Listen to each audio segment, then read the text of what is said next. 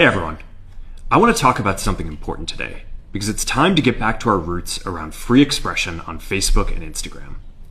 I started building social media to give people a voice. I gave a speech at Georgetown 5 years ago about the importance of protecting free expression, and I still believe this today. But a lot has happened over the last several years. There's been widespread debate about potential harms from online content. Governments and legacy media have pushed to censor more and more. A lot of this is clearly political, but there's also a lot of legitimately bad stuff out there. Drugs, terrorism, child exploitation. These are things that we take very seriously, and I want to make sure that we handle responsibly. So we built a lot of complex systems to moderate content. But the problem with complex systems is they make mistakes. Even if they accidentally censor just 1% of posts, that's millions of people. And we've reached a point where it's just too many mistakes and too much censorship. The recent elections also feel like a cultural tipping point towards once again prioritizing speech.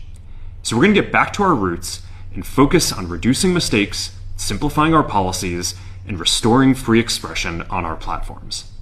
More specifically, here's what we're going to do.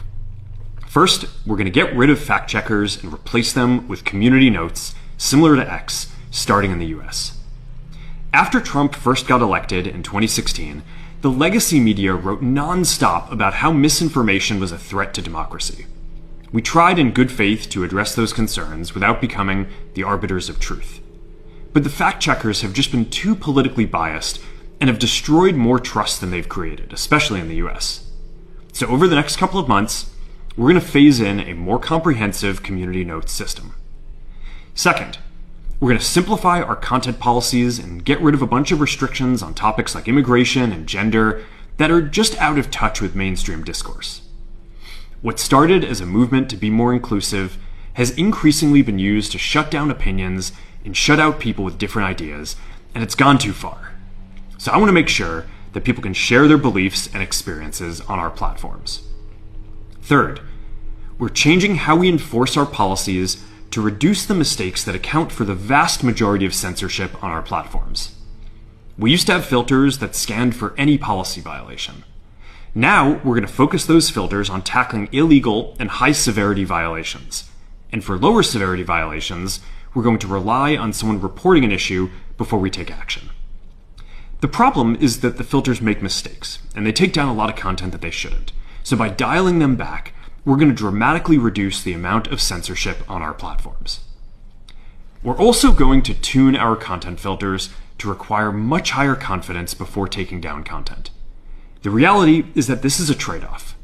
It means we're going to catch less bad stuff, but we'll also reduce the number of innocent people's posts and accounts that we accidentally take down. Fourth, we're bringing back civic content.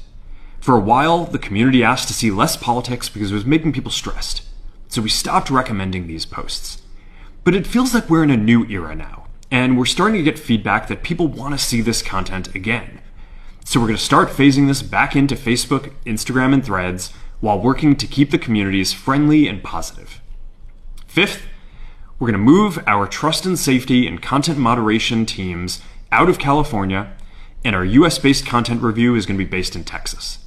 As we work to promote free expression, I think that it will help us build trust to do this work in places where there is less concern about the bias of our teams.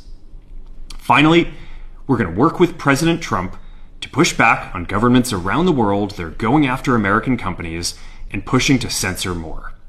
The US has the strongest constitutional protections for free expression in the world. Europe has an ever-increasing number of laws institutionalizing censorship and making it difficult to build anything innovative there. Latin American countries have secret courts that can order companies to quietly take things down. China has censored our apps from even working in the country. The only way that we can push back on this global trend is with the support of the US government. And that's why it's been so difficult over the past 4 years when even the US government has pushed for censorship. By going after us and other American companies, it has emboldened other governments to go even further. But now we have the opportunity to restore free expression, and I am excited to take it.